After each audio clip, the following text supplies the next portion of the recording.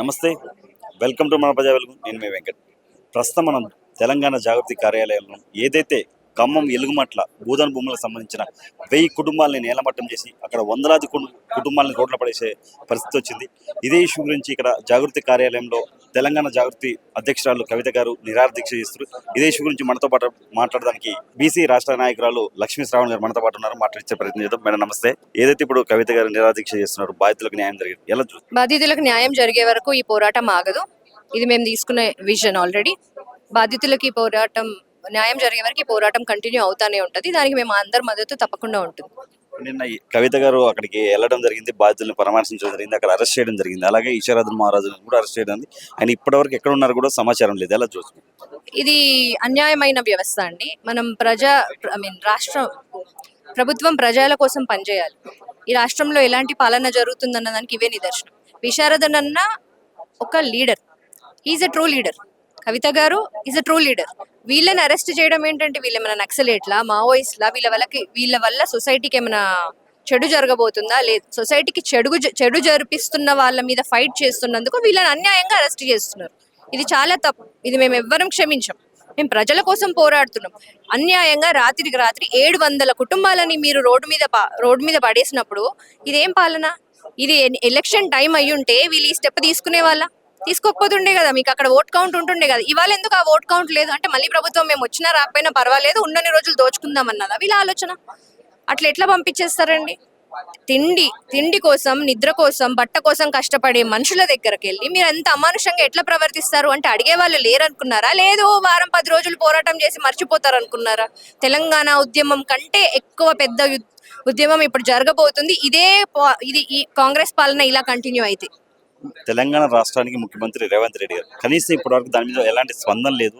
బాధితులు ఇంతవరకు పరామర్శించలేదు. అక్కడ 3 మంత్రులు ఉన్నారు. ఖమ్మం జిల్లాలో 3 మంత్రులు ఉన్నారు.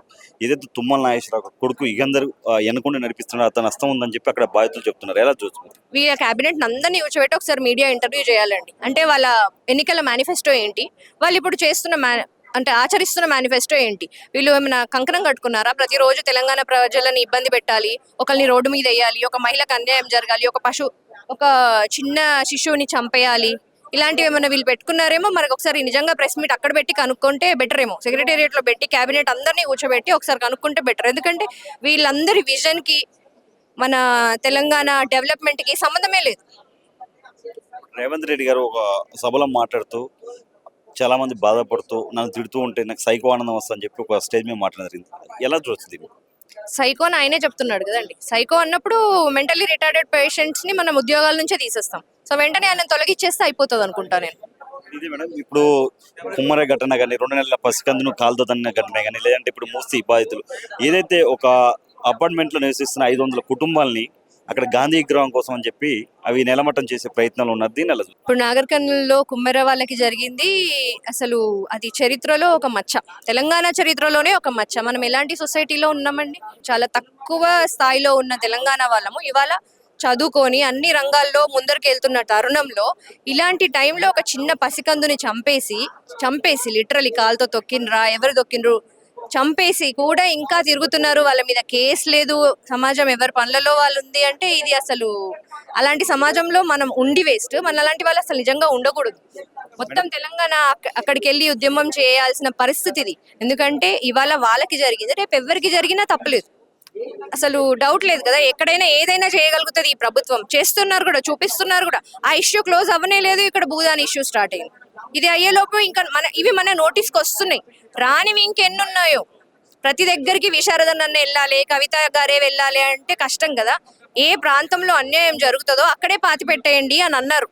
అలా చేయడం స్టార్ట్ చేయాలేమో. తెలంగాణలో డైవర్షన్ పాలిటిక్స్ నడుస్తుంది. డైవర్షన్ కోసం ఎన్ని చేస్తారు అనుకోవచ్చా గవర్నమెంట్? పాలిటిక్స్ అనేది డెవలప్మెంట్ ఆఫ్ ద సొసైటీ ఉండాలి. ఓకే, రాజకీయాల్లోకి రావాలి అని ఇవాళ యూత్ ని ఇన్స్పిరేషనల్ మూవ్స్ లో ఉండాలి. ఈ తిట్టుకోవడాలు, ఈ కొట్లాటలు ఇలాంటివి వేరే ఏ రంగంలో జరగవు కదా. పాలిటిక్స్ లో మాత్రమే ఎందుకు జరుగుతున్నాయి? ఎందుకంటే తరతరాలుగా వాళ్ళకి అది అలవాటు అయిపోయింది. తిట్టుకుంటే అయిపోతుంది, గట్టిగా నోరేసుకుని అరిస్తే అయిపోతుంది అనుకుంటున్నారు. బట్ ఇవాళ తెలంగాణలో చదువుకున్న వాళ్ళం ఎక్కువ ఉన్నాం. మా అందరికీ ప్రతిదీ తెలుసు. కాన్స్టిట్యూషన్ ఆఫ్ ఇండియా చదివే బయటకు వచ్చాం మేము. ఇంతకు ముందు తెలంగాణ ప్రజలకి డెమోక్రసీ అంటే తెలీదు. అనర్చబడడం అలవాటు అయిపోయింది.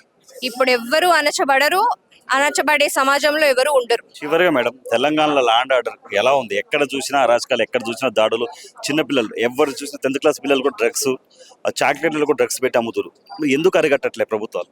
అదే అన్నది, ప్రభుత్వం కళ్ళు కనిపిస్తలేవో లేకపోతే వాళ్ళ విజన్ ఏంటో మనకు తెలియదు కదా. మనకి తెలిసి ప్రాపర్ తెలంగాణలో పుట్టిన వాళ్ళు, తెలంగాణ కోసం పనిచేసి తెలంగాణ కోసమే బతుకుతున్న వాళ్ళు అయితే మాత్రం వాళ్ళ విజన్ ఏముండాలి?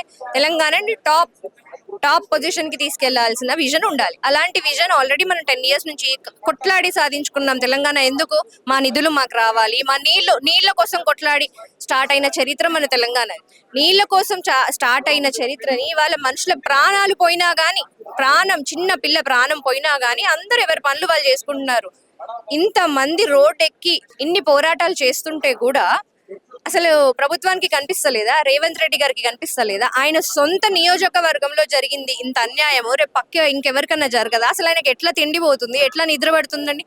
వింటుంటే మనకి ఇక్కడే వింటుంటే చూస్తుంటే ఇది ఏంది, ఏ ప్రభుత్వంలో ఉన్నాం మనం, ఎలాంటి సమాజంలో ఉన్నాం అని అనిపిస్తుంది. రేపు మన పిల్లల్ని కానీ ఇంకెవరిని కానీ ధైర్యంగా బయటికి పంపించగలమా మనం? డెఫినెట్ గా వాళ్ళకి పట్టాలు వచ్చే వరకు ఈ పోరాటం జరుగుతూనే ఉంటదండి. దీని ఉద్రిక్తత పెరుగుతది కానీ పోరాటం ఆపే ప్రసక్తే లేదు. జీరో అండి, law and order zero. Law and order ఇవాళ ఉండుంటే పోలీసులు ప్రజల కోసం పనిచేస్తారు.